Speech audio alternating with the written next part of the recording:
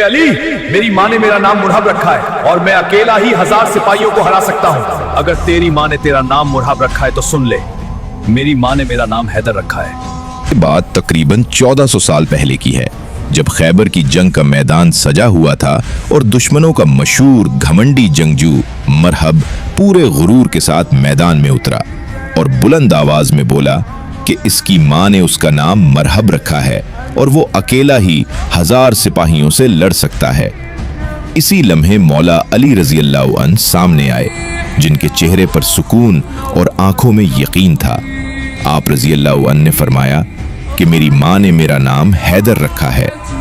हैदर का नाम सुनते ही मरहब के कदम ठटक गए और उसके कानों में माँ की नसीहत गूंजने लगी कि कभी हैदर नाम के शख्स से मत लड़ना, क्योंकि इससे लड़ने वाला कभी जीत नहीं पाता। मगर गुरूर ने उसे पीछे हटने ना दिया। उसने जोरदार वार किया जो खाली चला गया। अगले ही लम्हे मौला अली रजी अल्लाह अन्हु की जुल्फ़िकार चमकी और एक ही वार में मरहब जमीन पर गिर पड़ा। और उस दिन साबित हो गया कि हैदर सिर्फ एक नाम नहीं बल्कि हक की ताकत है। अगर आपको मौला अली रजी अल्लाह अन्हु की बहादुरी पर यकीन है तो कमेंट में जरूर लिखें, या अली रजी अल्लाह।